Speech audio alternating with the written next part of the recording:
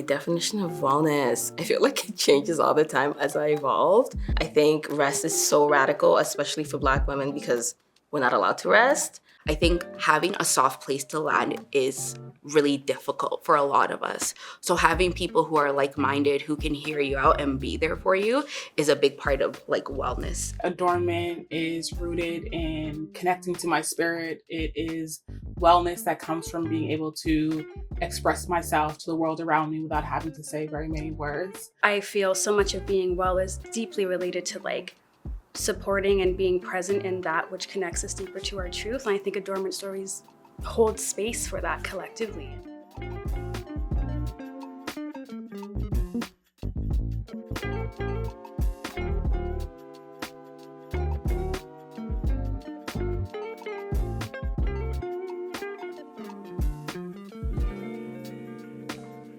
One of my favorite things about Adornment Stories is that we started organically. We started out as one workshop at a conference specifically focused on healing justice and thinking about how we could use adornment and storytelling to talk about mental health. We had such a enriching discussion where folks talked about everything from their elders to ancestry and how adornment specifically had shown up in their life and how much it meant to them in terms of understanding their own wellness and their own connection to their families. The intimacy is built into the fabric of the conversation. It feels personal for me. It feels connected to my own journey and my family. And so I didn't realize what it was going to mean to other people.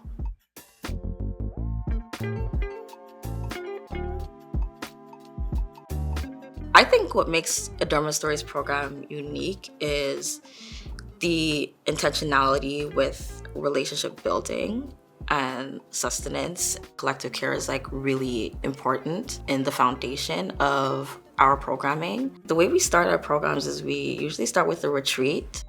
It is a space for folks to like meet each other, to unpack things and create collective agreements. It almost felt like spiritual.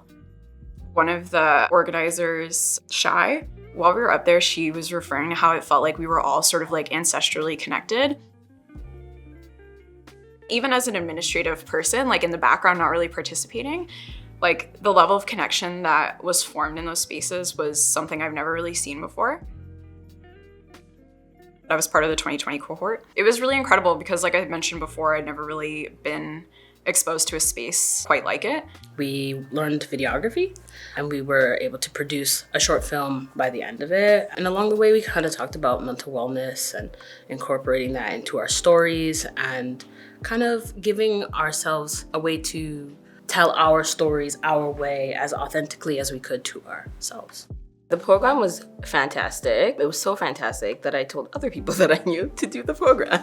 My film, Fences, is about my journey with boundaries. Throughout the pandemic, I realized I had none. My project was focused on me being a Black Muslim hijabi and how people perceive me and the wrongings of the perceptions that they had of me. And I really wanted to capture that because oftentimes the stories that do get told about hijabis are through white hijabis or non-Black hijabis. We were learning the skills, but we were also learning about ourselves and our stories and what we wanted them to look like. The biggest takeaway was the importance of being in community and collective care, and how through that there's so much healing that can happen and so many things that you can learn about yourself just by being around other Black people that are doing the same thing as you. There were times when we didn't even know what we were doing. And we would just look at each other and be like, do you know what you're doing? Like, what's the ISO? Like, why is everything dark? And we would just laugh and figure it out and talk to each other and create these pieces that kind of flowed. A lot of the themes were flowing and a lot of them were really connected. The eventual gallery that we had, it was held over Zoom because we did it during the pandemic. It was really incredible to see how many different stories that everybody had to tell and share, and like how introspective the entire process was for everybody. Some of the impact I think we see through Adornment Stories is actually having participants come back, whether they take the facilitation skills from transformation stories and get to host their own workshops. We've also seen folks be able to run their own programming. I definitely learned a lot about holding space in like different ways. So when it comes to facilitating, being at the front when we're like teaching and giving maybe knowledge or teaching like a class, when we're doing workshops for like mental health awareness and understanding ourselves, you're not really here to be the expert and to teach. You're really just here to make sure people are safe. These are folks that you see in your everyday. These are your everyday folks that you see. These are folks that you can connect with on a real level, like you see them all around. They're in a space that they're willing to relearn, but also now share that knowledge with you. Happens in Adornment Stories and the work we do here is that it doesn't matter what labels, whatever is out there. It's what are you coming with and how do we help you make sense of that? How do we help you frame that story and move through it if that's what you're looking to do? In our sessions, we've had embodied movement, embodied dance, and we just shared space with each other. Just the release and being in touch with our body and like learning somatic ways that bring us back to ourselves was also really connecting. I think what was great about moving our stories is we always started with like the grounding of like, what are we doing today? We started with a check-in and then people had space to like share and check in with one another. So I think that really brought the community aspect of like, how are you doing? What can I offer you? And we moved with the intention of feedback versus advice. So advice kind of tells you what to do. Feedback is like, I'm hearing this. Are you okay if I offer you something? I've learned, but also continue to practice to meet people where they are. We do have folks that show up in like different ways. Again, like this is different intersectionalities that people show up in the world.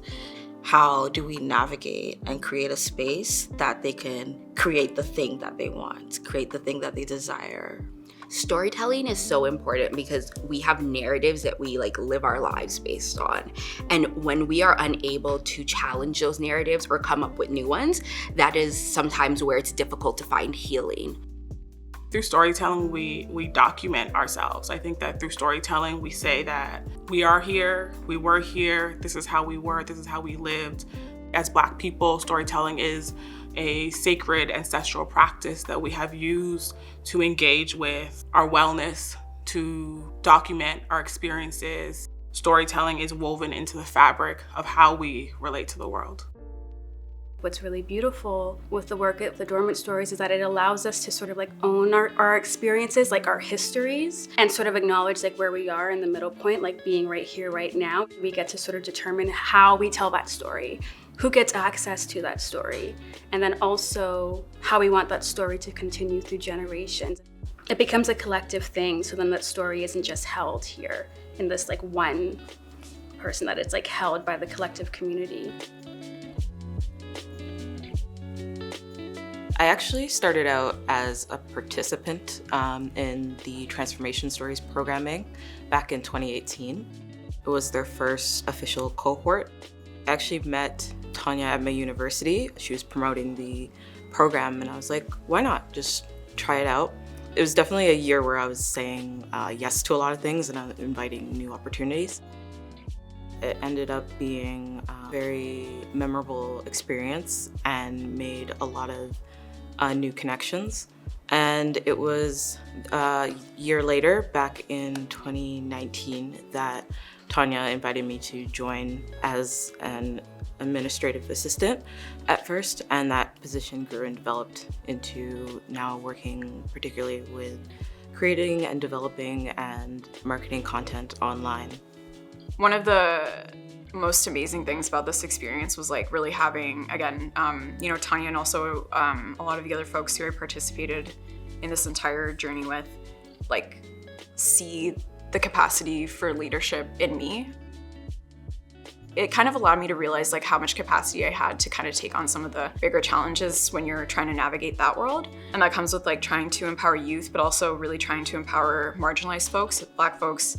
It allowed me to kind of help with empowering them to see their capacity to lead. We can only take on, 8 to 10 participants at a time, but if those 8 to 10 people are then able to impact another 8 to 10 people, then that's the program expanding and growing in ways that help us to grow over time as well. When I look back at the evaluations and any reports and focus group notes, seeing the initial impact of just a couple of weeks to multiple months of just being in a small cohort has made for folks seeing their trajectory from being at the very beginning, being afraid of what's gonna come, to seeing them thrive and grow. There's a different level of commitment that comes when you witness those individual paths and processes and see it collectively moving us closer and closer to our wellness and ultimately our liberation. I hear so many folks say, oh my God, we need more mental wellness spaces in Toronto. We don't have so much. And I'm like, we do, but are you showing up for them? Are you intentionally looking for them and actually being present in what's happening, right? And I think these folks are doing an amazing job. So it's for us now to, show them back that love and can help them continue the mission. If resources, financial resources are what you can offer, then offer that. If what you can offer is time, offer that, whether that looks like volunteering, reaching out. How can I actually assist? Like, what is it that you need now as a collective? Of course, we will always welcome donations, not opposed to it. Everything that we create comes out of the folks who show up to the space and what they tell us they need, what they tell us they're looking for. I want to maintain that.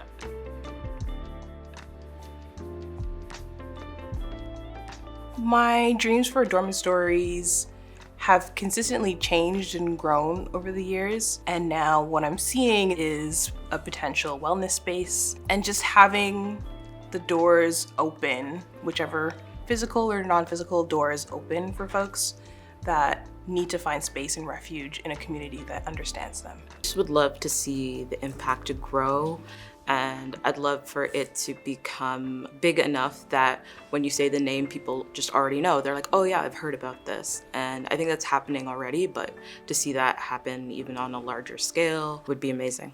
This space feels so unique, and I really just wish for the community, wherever Adornment Stories grows and expands and whatever comes within the next 5-10 years, I really just hope that that sense of belonging to oneself, belonging to another is spread further and further to Black, queer, and trans youth and elders and all folks. And this becomes something that's fully embodied, and it almost becomes an expectation for us to be well.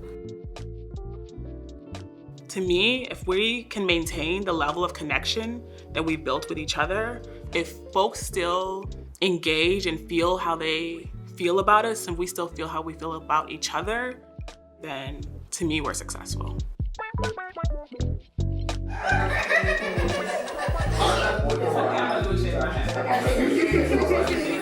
quiet.